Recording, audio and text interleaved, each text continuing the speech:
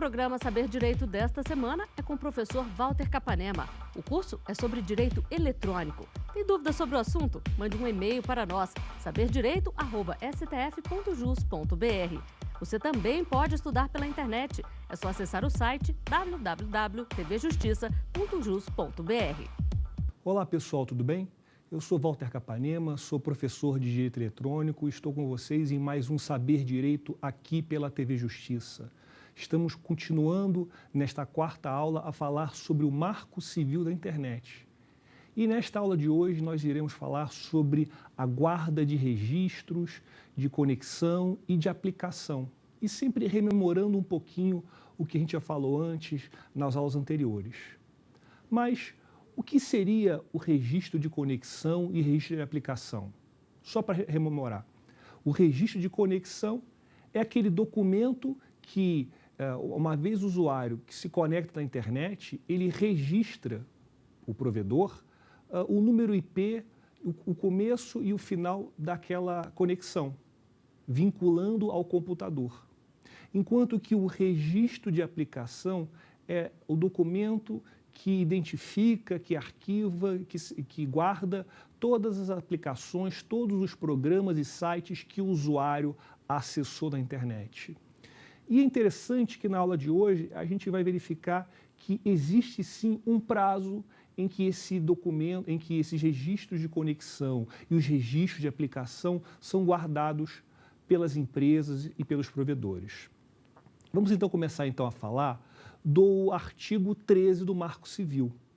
O artigo 13 diz que na conexão à internet cabe ao administrador do sistema autônomo manter o dever de manter os registros de conexão de forma sigilosa, afinal de contas, estamos lidando aí, de certa forma, com a privacidade do usuário, no ambiente controlado, não é verdade, criptografia, e pelo prazo de 1 ano.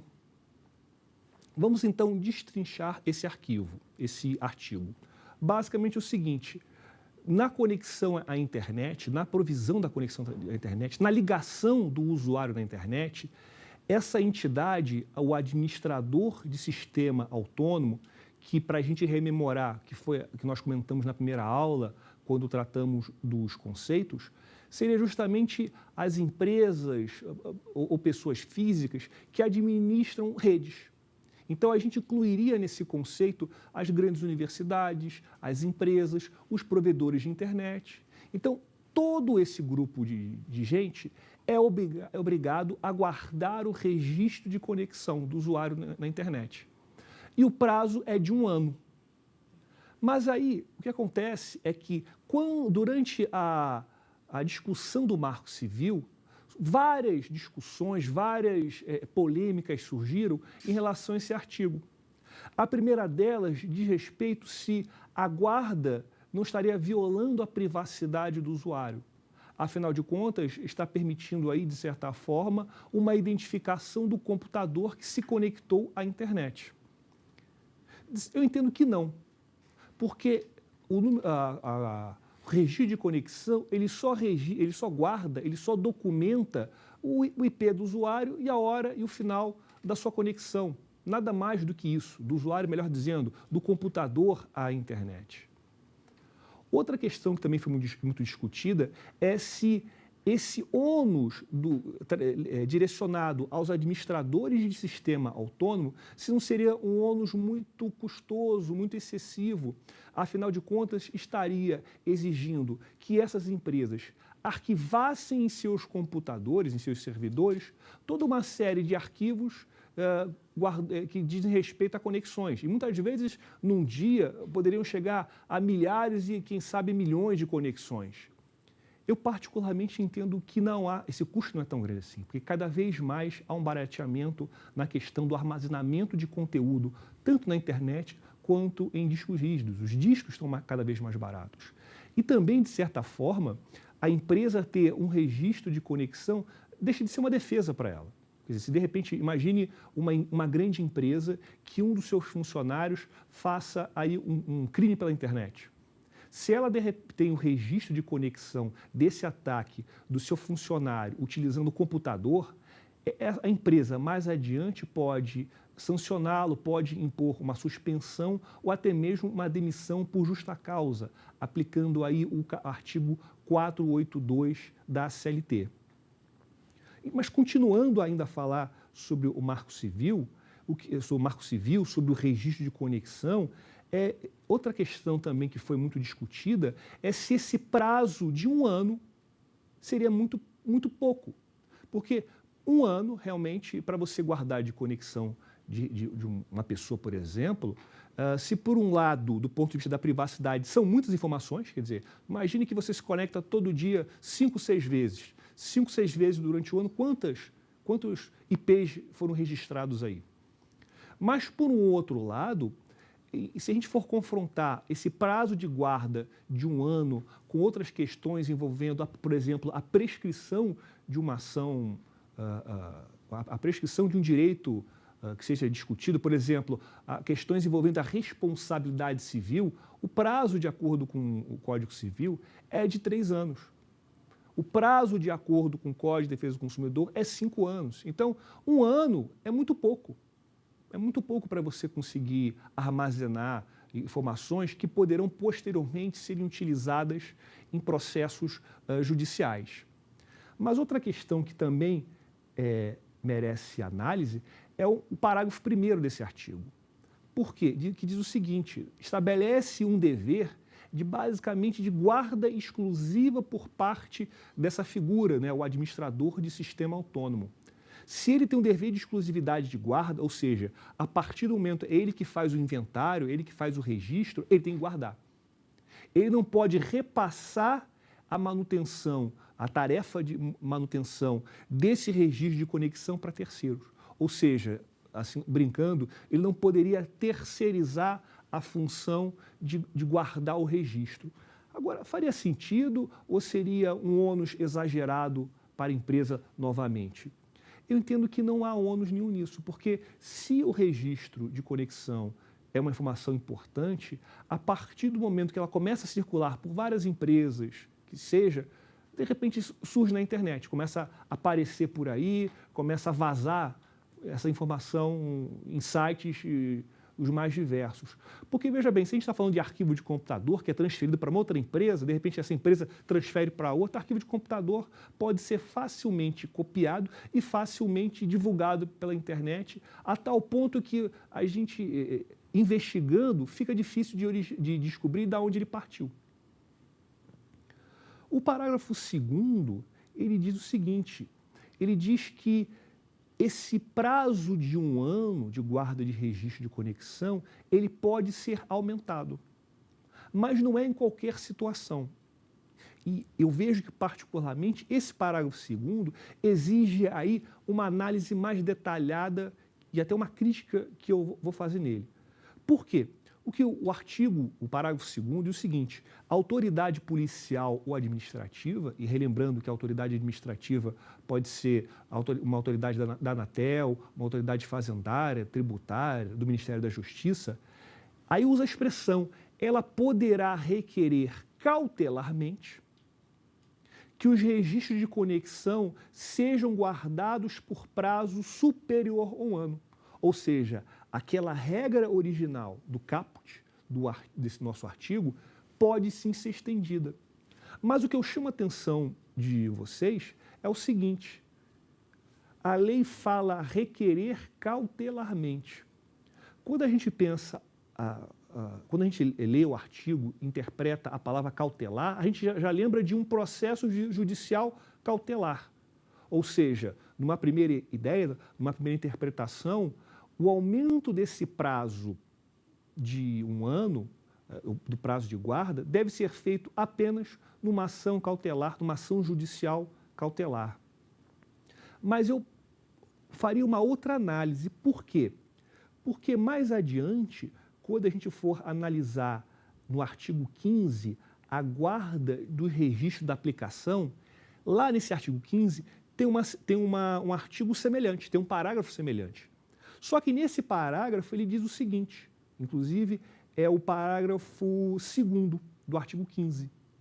Diz que a autoridade policial ou administrativa, e nesse caso até no artigo 15 dá uma outra autoridade, no Ministério Público, ele poderá requerer cautelarmente ao provedor. Então, veja bem, o artigo 15, parágrafo 2º, ele fala de requerer cautelarmente ao provedor. Enquanto que o artigo 13, parágrafo 2º, ele fala requerer cautelarmente. São situações semelhantes, registro de conexão e registro de aplicação. Então, o que a gente interpreta é o seguinte, que onde se fala de requerer cautelarmente, não seria cautelarmente, seria extrajudicialmente. Ou seja, a autoridade, no caso do artigo 13, parágrafo 2º, a autoridade policial ou administrativa, ela vai se dirigir a administrador de serviço autônomo e vai pleitear ele vai pleitear que seja estendida a guarda desses documentos, do registro de conexão. Mas ainda eu faria uma outra correção, uma outra interpretação. Eu entendo particularmente que a palavra requerimento não seria mais adequada. Não seria um requerimento cautelar. Eu entendo que seria uma requisição extrajudicial, uma requisição direta. Por quê? Porque, em primeiro lugar, a autoridade policial, a autoridade administrativa, ela tem essa prerrogativa de requisitar documentos. E mais, o parágrafo 3º, quando for se referir a um prazo, ele conta esse prazo a partir do requerimento, desse requerimento, e não do eventual deferimento ou indeferimento. Ou seja, a ideia de deferimento ou indeferimento não é discutida aqui no Marco Civil. Então, ao meu ver, a gente interpretaria esse artigo da seguinte maneira. O aumento de prazo, ao meu sentir, vai ser feito a partir do momento em que a autoridade policial ou a autoridade administrativa faça uma requisição extrajudicial à autoridade de serviço autônomo. Agora, uma outra questão que é interessante é o seguinte: em que momento, qual é o prazo para se requerer essa extensão de guarda? Se o Marco Civil diz que o prazo de guarda é 1 ano, se terminou esse prazo ano, o administrador de serviço autônomo, ele pode apagar os arquivos. Então, o que acontece? Esse pedido de extensão, ao meu ver, mas o Marco Civil não diz nada, deve ser feito, esse pedido, essa requisição, deve ser feito dentro do prazo de 1 ano. Dentro do prazo de 1 ano. Senão, passando esse prazo, perderia aí a legitimidade, até mesmo o interesse para tanto. Outra questão também que é interessante é o seguinte: nada impede que, posteriormente, ou até mesmo incidentalmente, se valha a autoridade administrativa ou autoridade policial, ela se valha de uma ação judicial, de uma ação cautelar para discutir esse assunto, para justamente pedir a guarda desse registro de conexão. Não impede. O fato de ter uma atuação administrativa, da lei estabelecer não impede. O que, de repente, poderia se discutir num processo é se a autoridade administrativa, que tem o poder de requisitar extrajudicialmente, se faltaria o interesse processual. Porque ela poderia requisitar diretamente. Era uma questão que o réu poderia discutir. O que acontece também é o seguinte, que se a gente está falando de uma requisição, essa requisição deve delimitar o período que vai determinar a guarda, o período que eu digo assim, o período pelo qual, dos IPs que ela vai precisar, né? Olha, eu quero o IP de janeiro até abril do computador tal. Inclusive, ela tem que delimitar de qual seria o computador que ela quer a requisição. Isso é o fundamento, para que ela tenha validade. O fato de, ao meu ver, ela ser administrativa, não retira dela uma necessidade de fundamentação. Até para a parte que está sofrendo, para a parte, para o interessado, para o terceiro, que está sofrendo essa investigação, entre aspas, ele possa posteriormente ter elementos para impugnar, eventualmente impugnar judicialmente essa guarda estendida. O parágrafo 3º do nosso artigo 13, ele complementa essa situação. O que ele diz? Diz que, na hipótese do parágrafo 2º, na hipótese desse requerimento cautelar, que eu entendo que é requisição extrajudicial, a autoridade que fez a requisição, que fez o requerimento, ela tem 60 dias, a lei fala a partir do requerimento, ela não fala a partir do deferimento ou a partir do indeferimento, porque para a lei não interessa. A partir desse requerimento, a parte que requereu, que requisitou, tem 60 dias para promover uma ação judicial para que ela possa ter acesso ao registro. Ou seja, a requisição de guarda, de extensão de guarda, pode ser feita extrajudicialmente, mas o acesso ao conteúdo do registro de conexão só pode ser por ordem judicial. Ordem judicial de um processo civil, processo penal, eleitoral, trabalhista, que seja. O Marco Civil não delimita. Enquanto isso, então, vamos analisar a primeira pergunta de hoje. O que são registros de conexão e de aplicação? Qual a sua importância para o direito? O registro de conexão é um documento eletrônico que lista todas as conexões de um usuário à internet, de um computador à internet. Então, ele é um documento que ele armazena o horário que o computador acessou a internet, qual foi o IP e depois o horário que ele se desligou. Então, o que acontece? Ele é bem simples, ele não diz muito sobre o computador nem sobre o usuário. E rememorando, o registro de conexão, ele identifica o IP do computador, ele não identifica o usuário. Até alguns julgados mais antigos de alguns tribunais estaduais dizem que o IP identifica o usuário. Não, o IP identifica o computador. Seria mais ou menos como uma placa que identifica o automóvel, ela não identifica o seu motorista. Por outro lado, a gente tem o registro de aplicação. O registro de aplicação, ele diz todos os sites, todos os serviços em que o usuário se conectou à internet, que o usuário, ou melhor dizendo, que o computador se conectou à internet. Então, veja bem, ele é mais extenso e é mais detalhado. É como se fosse um histórico de todos os sites que você conectou na internet. Esses registros são importantes porque, a partir do registro de conexão, você pode chegar, você combinando o registro de conexão com o registro de aplicação, você pode chegar ao computador e até mesmo ao usuário que praticou uma conduta lesiva. Voltando aqui, então a gente verificou o seguinte, que há um prazo em que, a partir do momento que a autoridade ela determina essa guarda extrajudicial, ela tem 60 dias para entrar com uma ação para justamente poder ter acesso ao conteúdo. O acesso ao conteúdo do registro de ocorrência, do registro de conexão, só pode ser feito judicialmente. E mais ainda, a partir do momento que esse pedido seja indeferido, ou então o prazo tenha sido ultrapassado, nada impede, ao meu sentir, que seja feita uma reiteração desse requerimento. Nada impede. A partir do momento que não tenha passado nenhum prazo de prescrição, de decadência, esse requerimento, sim, pode ser reiterado. O parágrafo 4º do artigo 13 diz o seguinte, que o provedor responsável pela guarda desses registros, ele deve manter um sigilo em relação a esse requerimento.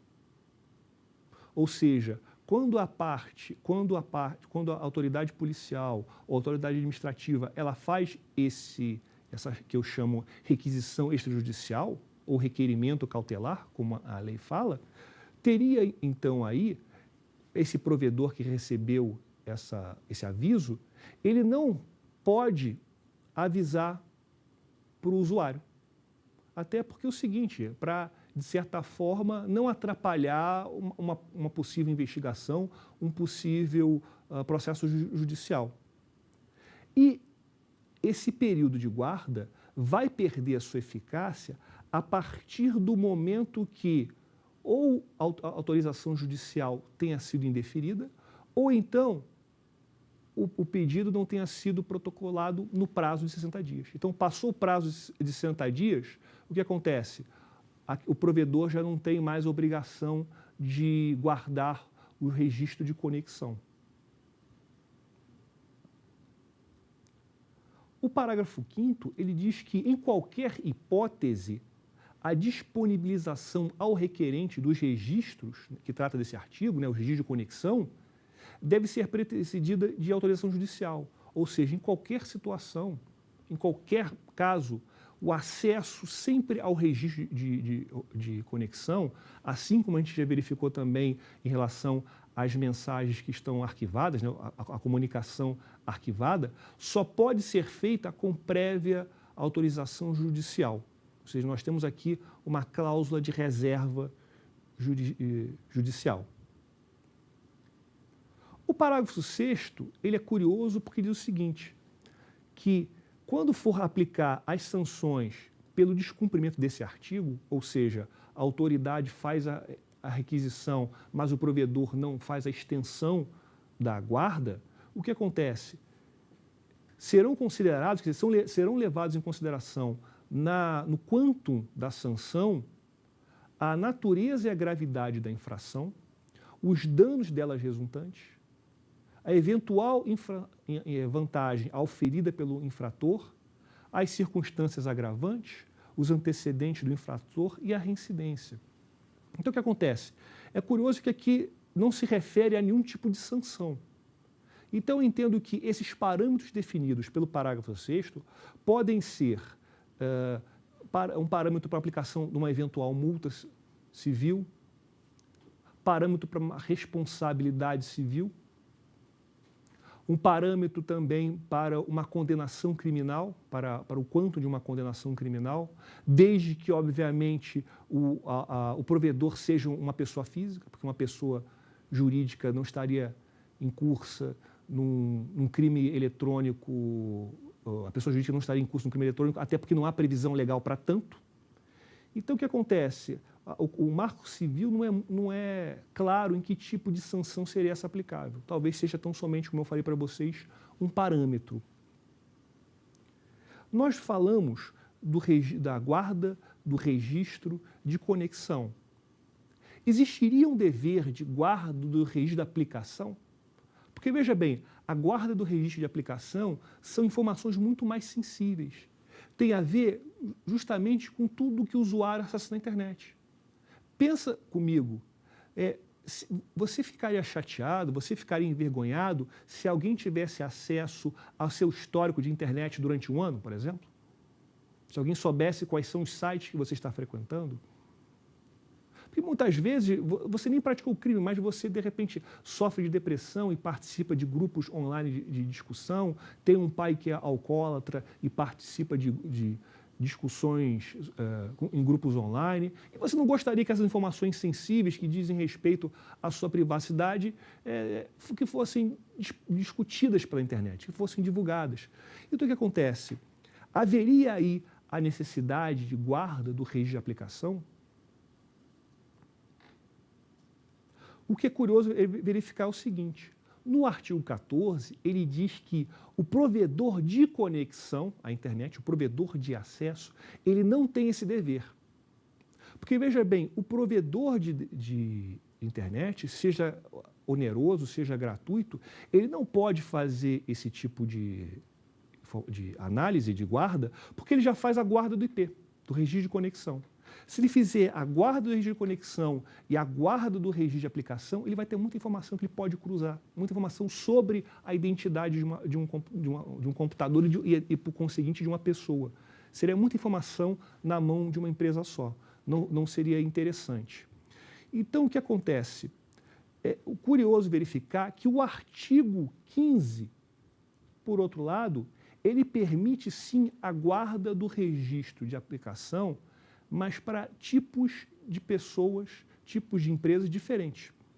O artigo 15, diz o seguinte, que o dever de guarda de um registro de aplicação, ele é direcionado, a princípio, ao provedor de aplicação de internet, os sites, né, redes sociais, sites de música, serviços, desde que sejam constituídos na forma de pessoa jurídica e que exerçam essa atividade de forma organizada, profissional e com fins econômicos. Ou seja, o que a lei está querendo dizer aqui, senhoras e senhores, é que se for um provedor, pessoa jurídica, que exerça atividade como empresa, uma atividade empresarial, ele vai ter, sim, o dever de guardar o registro de aplicação. Mas veja bem, aqui o prazo não é de 1 ano. O registro de aplicação, por ser muito mais sensível e muito mais detalhado, o prazo que o Marco Civil determina é o prazo de 6 meses, nos termos do regulamento, ou seja, esse prazo de 6 meses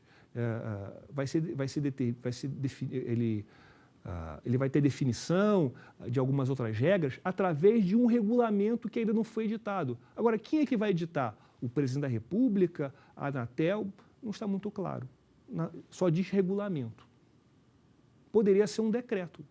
O decreto ele não regulamenta a lei, nada impede que seja através de um decreto.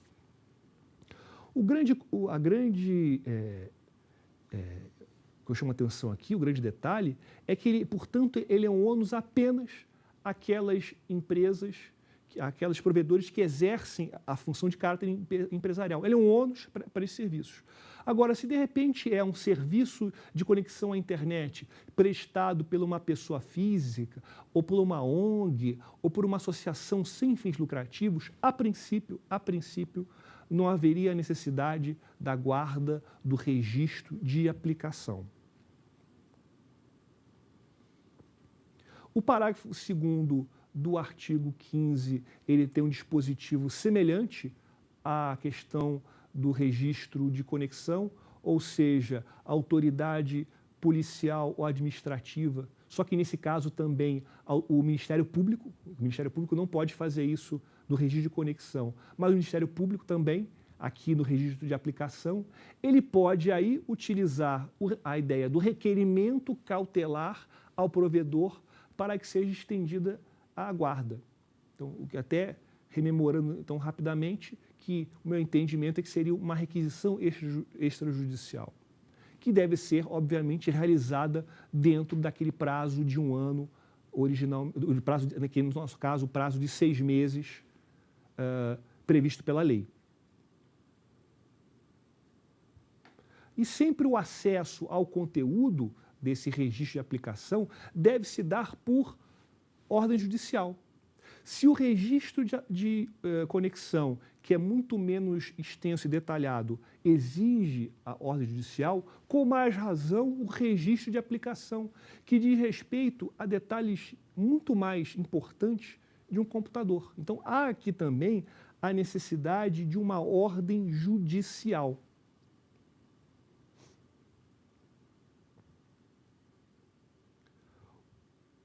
O parágrafo 4º aqui do artigo 15 diz aqui, novamente, que na aplicação das sanções pelo descumprimento desse artigo, vão levar em consideração, novamente, a natureza, a gravidade da infração, os danos dela resultantes, eventual vantagem auferida pelo infrator, circunstâncias agravantes, antecedentes do infrator e a reincidência. Então, quer dizer, é uma situação muito parecida. Quer dizer, aqui não diz que tipo de sanção é. Talvez, rememorando, seja o parâmetro para aplicação de uma sanção civil ou de uma sanção penal. Então, pegando aqui um exemplo interessante, digamos que o provedor, ao invés de guardar o registro de aplicação por 6 meses, ele guardou por 10 anos. Ele guardou esse registro de aplicação por 10 anos e esse registro de aplicação aí tem de um determinado usuário, tem diversas informações sigilosas, informações até da intimidade do proprietário do computador, do terminal. Então, se descobriu que ele fazia um tratamento de depressão, ele perdeu o emprego pela divulgação desse registro de aplicação, em que se descobriu que ele acessava sites de discussão, de tratamento de pessoas com depressão.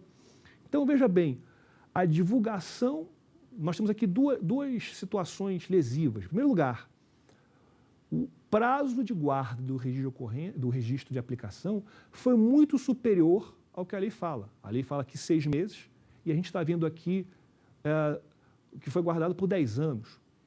E esse material foi vendido. Inclusive, não teve autorização do usuário. E mais ainda, ele teve prejuízo psíquico, teve um prejuízo moral, ele sofreu uma dor por causa dessa divulgação. Então, veja aqui que nós temos um dano de grande extensão.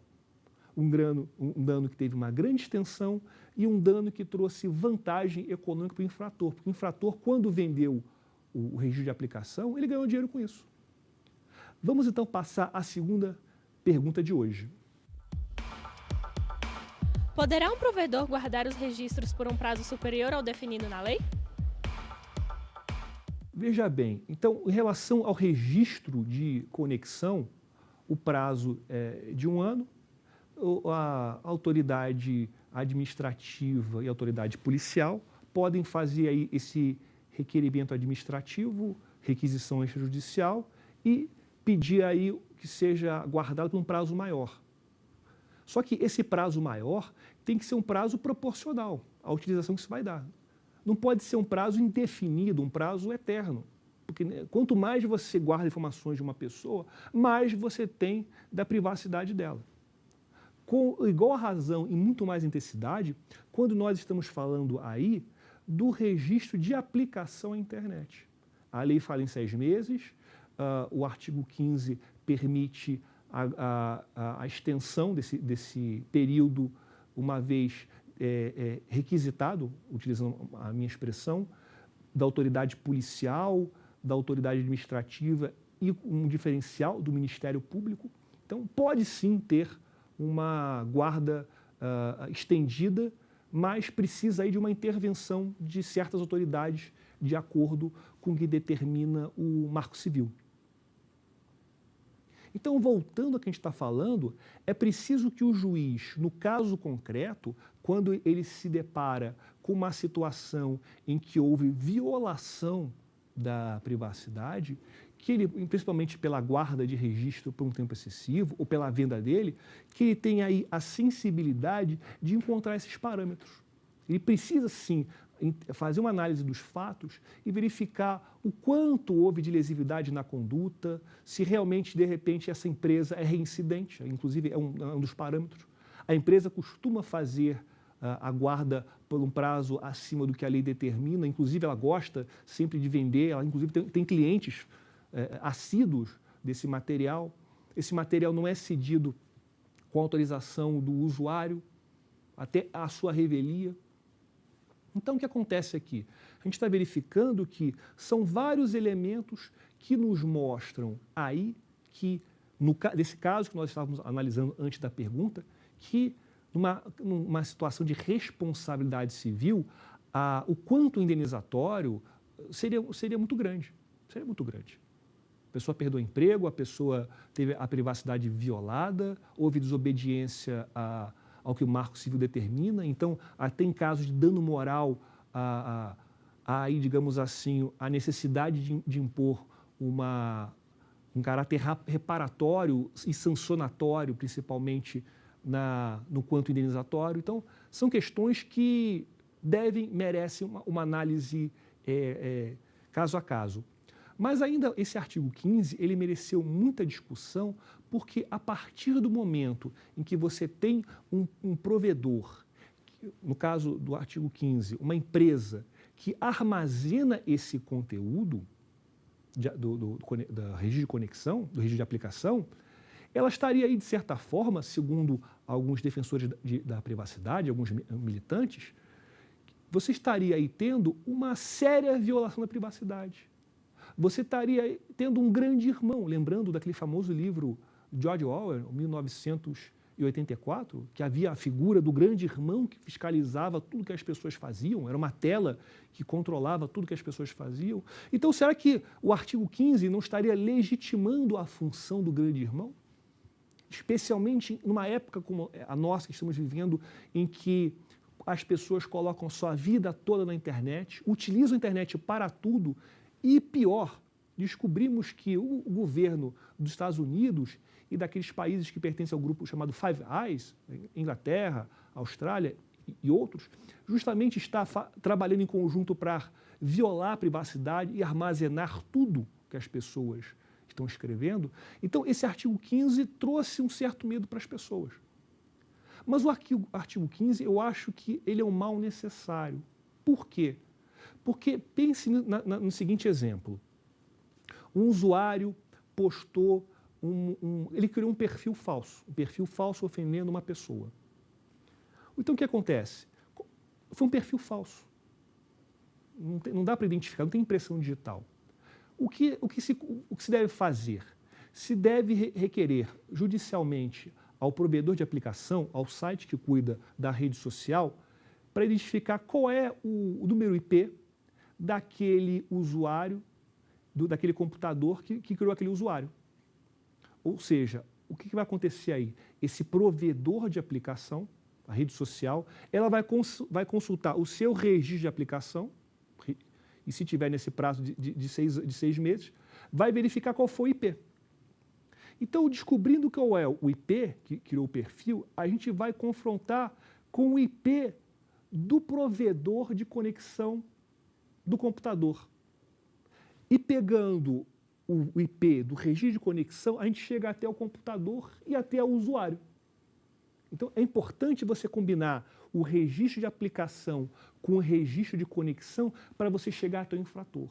Então, é um mal sim. Eu entendo que realmente guardar informações pode dar margem aí para abusos, mas é importante para você descobrir práticas criminosas, práticas que violam, que trazem aí ilícitos civis. Agora, eu falei para os senhores que essa obrigação de guarda do registro de aplicação originalmente se aplica, né, eu falei em regra, aos provedores, pessoas jurídicas que trabalham de forma organizada. Excluiria aí as pessoas físicas e aquelas associações, aqueles entes que não têm lucro, né, que não têm finalidade lucrativa. Mas poderia se estender esse dever de guarda a essas pessoas? Veja que o parágrafo 1º do artigo 15 diz o seguinte, que uma ordem judicial pode determinar que por tempo certo, não precisa ser necessariamente 6 meses, pode ser menos ou até pode ser mais, tempo certo não está dizendo. Eu entendo particularmente que nessa ideia de tempo certo teria que ser um tempo igual ou menor do que 6 meses. Porque é um ônus realmente para o provedor, de certa forma, guardar tanta informação. É um ônus. Não faria sentido para mim exigir que um provedor pequeno, quer dizer, um provedor constituído por uma pessoa física ou pela uma organização que não tenha fins lucrativos, armazene essa quantidade gigantesca de informação por mais do que 6 meses. É um ônus muito maior de armazenamento. Não compensa. Para mim, então, esse tempo certo dessa ordem judicial deve ser de 6 meses para menos.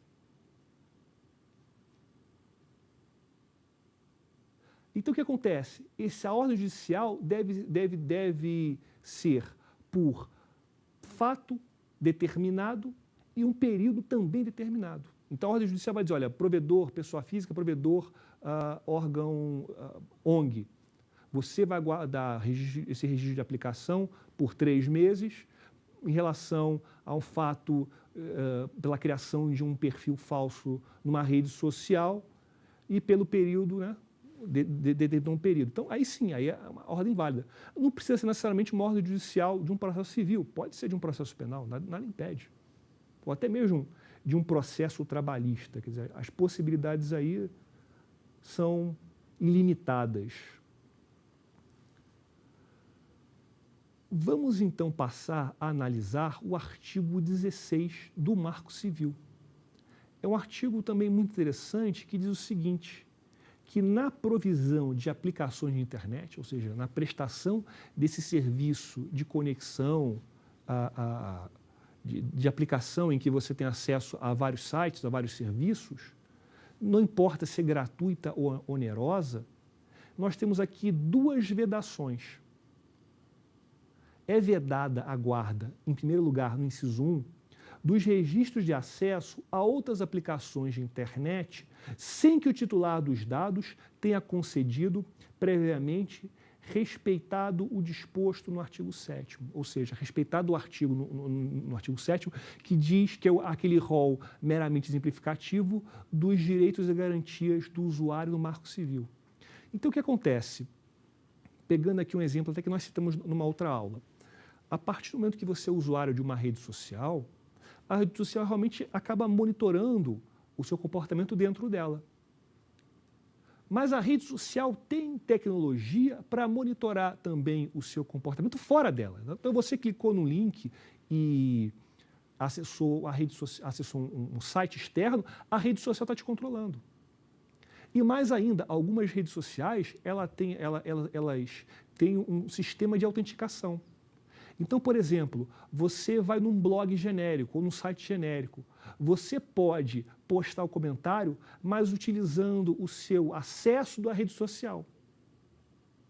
Ou seja, o acesso dessa rede social te legitima, te autoriza, te permite a ser identificado em outros lugares. É como se a rede social te desse um documento e você pudesse usar esse documento de identificação em qualquer outro site. Então, veja bem, se é um documento que é conferido, entre aspas, um documento que é conferido pela rede social, nada impede aí que ela também esteja acompanhando o que você faz. Então, você se logou na rede social e postou num site de notícia. Nada impede que a rede social esteja sabendo o que você está escrevendo e aonde você escreveu. E veja a quantidade de informações gigantescas que ela tem. Então, o que acontece? Se está dizendo aqui que os registros de acesso, quer dizer, é vedada a guarda, registro de acesso a outras aplicações de internet, significa o seguinte: se o site, se a rede social, ela quer acessar outros serviços que você esteja vinculado, ela deve fazer isso com prévia autorização do titular dos dados, do usuário. Eu entendo, inclusive, que mesmo, aí já é um entendimento particular meu, e até para despertar uma polêmica, eu entendo que mesmo que o usuário dê esse consentimento, eu acho que esse consentimento estaria viciado. Eu acho até que seria uma cláusula nula essa cláusula no contrato, porque se você permite que a rede social possa ter acesso a mais dados do que ela poderia ter originalmente, você está violando a privacidade do usuário de uma forma brutal e até ilimitada. Porque a rede social vai virar uma câmera que o usuário tem no ombro, acompanhando tudo que ele escreve, tudo que ele guarda. No inciso 2 do artigo 16, uma outra vedação, diz que é vedada a guarda de dados pessoais que sejam excessivos em relação à finalidade para a qual foi dado o consentimento pelo seu titular. Então, digamos o seguinte, você gosta de um aplicativo de música. Você baixou um aplicativo que permite que você ouça suas músicas MP3. Tudo bem que hoje em dia, acho que ninguém mais ouve música MP3. As pessoas hoje em dia gostam de utilizar o streaming, né? Ouvir a música diretamente do site, sem precisar baixar. Então, se você tem um programa para ouvir músicas MP3, muitas vezes esse programa vai dizer o seguinte: olha, Walter, a gente quer... quando você assina um contrato sem lei, diz o seguinte: olha, Walter, a gente vai basicamente analisar o seu comportamento para lhe prestar um serviço personalizado, para de repente você gosta de ouvir um determinado tipo de música com grave mais forte, com grave menos forte, você gosta de repente de um tipo de música, você gosta de dance music, e o programa vai lhe dar recomendações de música desse gênero musical. Então, a ideia que às vezes dá é o seguinte: olha, a gente quer nem monitorar, a gente quer acompanhar o seu comportamento para poder prestar um serviço personalizado. Mas acontece que muitas vezes, a partir do momento que esse programa ele monitora, melhor dizendo, ele monitora o seu computador, ele não vai monitorar apenas esse programa, ele vai monitorar apenas as músicas. Muitas vezes o programa vai monitorar tudo que você faz. O programa, na realidade, acaba sendo um cavalo de Troia, ou seja, aquele programa que parece ser bonzinho, mas é um programa perigoso. Então, o que acontece? Quando o programa vai colher dados pessoais ou dados identificáveis de um sistema, de um usuário de computador, ele deve colher apenas aqueles que são relacionados com a sua função. O que passar disso vai ser, portanto, excessivo. Qual é o grande problema aqui? Não tem como o usuário fiscalizar, não tem como o usuário, principalmente o usuário médio, fiscalizar. O que acontece muitas vezes é o seguinte: você copia o programa na internet, né, faz o download, traz para o seu computador, né, clica lá 2 vezes e vai clicando, prosseguir, prosseguir, prosseguir, prosseguir, prosseguir. Você vai prosseguindo. Só que você não está lendo nada do que está aparecendo. E mesmo que você leia, muitas vezes o programa camufla, ele esconde as suas reais funções. Então o que acontece? Você não sabe se efetivamente está tendo um programa que está monitorando tudo que você faz, colhendo seus dados pessoais e repassando para terceiros sem o seu consentimento. Dito isso, vamos então analisar a terceira pergunta do dia. Os provedores de aplicação são obrigados a guardar os registros? Boa pergunta. Então, veja bem, os provedores de aplicação são responsáveis por guardar o registro? Então, os provedores de aplicação, sites, redes sociais, que seja.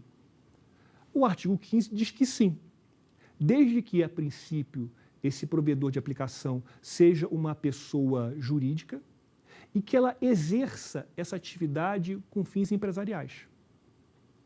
Mas, excepcionalmente, diz lá o parágrafo 1º do artigo 15, que, havendo ordem judicial, os provedores que sejam constituídos por pessoas físicas ou por pessoas jurídicas que não explorem atividade empresarial ou que não tenham intuito de lucro, vão ser obrigadas justamente a guardar esse registro.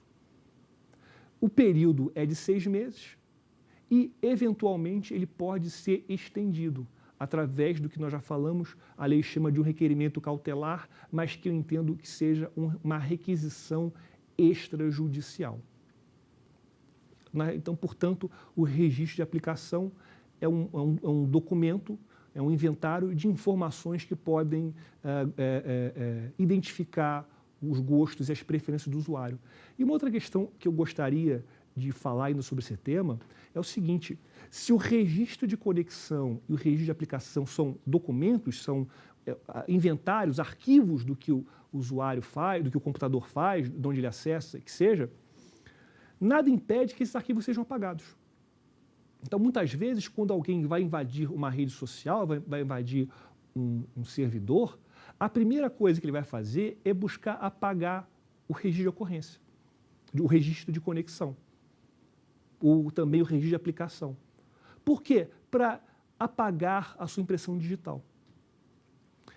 E, de certa forma, dificultar o rastreamento e dificultar a investigação. E aí a gente lembra de uma outra situação.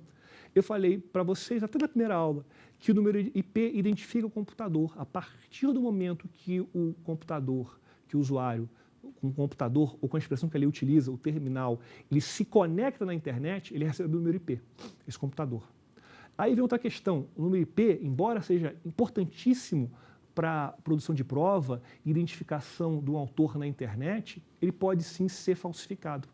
Existem várias táticas criminosas, até táticas que envolvem segurança, que permitem aí ao criminoso, é como se ele raspasse o número de série do chassi, ou então desenhasse um novo número de série, tatuasse um novo número de série no chassi do automóvel.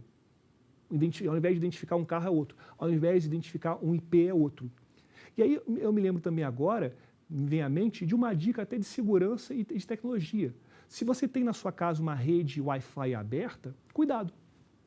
Porque se você tem uma rede Wi-Fi aberta, ou seja, uma rede Wi-Fi que não tem senha, nada impede que um criminoso pare debaixo da sua janela, conecte-se na internet. Quando ele se conecta na internet, para efeitos externos, é como se ele estivesse utilizando o IP da sua rede de computadores. É como se ele estivesse utilizando na sua casa, do seu computador. Então ele vai fazer isso, ele vai conectar na rede Wi-Fi, na sua rede Wi-Fi, vai acessar um site, vai praticar um crime e vai embora. Quando se for fazer a investigação criminal, civil que seja, e for rastrear no sentido contrário, vai chegar até o IP da sua casa. E como é que você vai depois provar que não foi você? é muito mais complicada, acaba sendo uma dor de cabeça muito grande.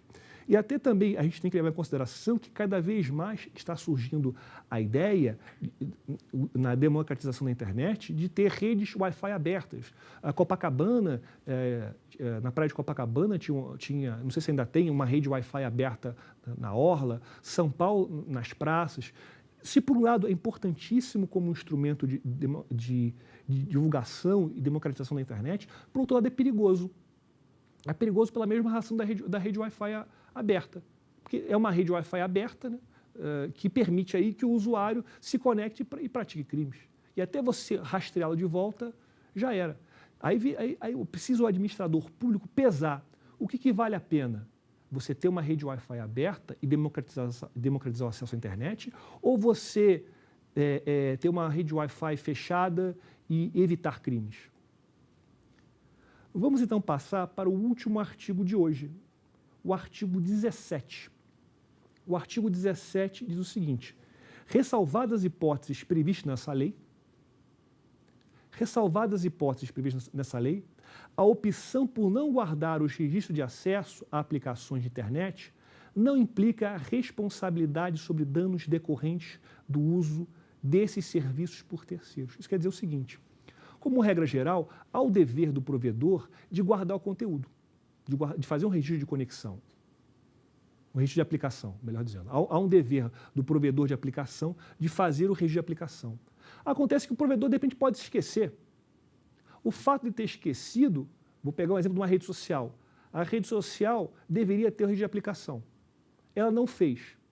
Teve um usuário que utilizou a rede social para criar um perfil falso. Não há registro de aplicação. Se não há registro de aplicação, não há como se chegar até ele. Eu vou condenar a rede social em responsabilidade civil? Não.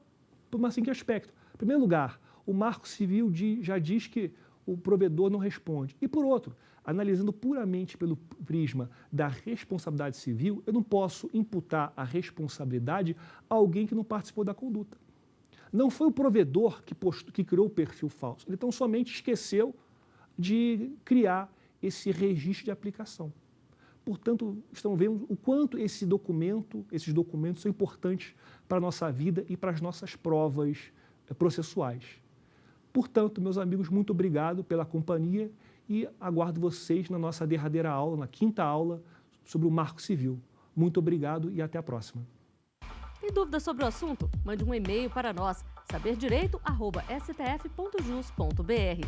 Você também pode estudar pela internet. É só acessar o site www.tvjustiça.jus.br.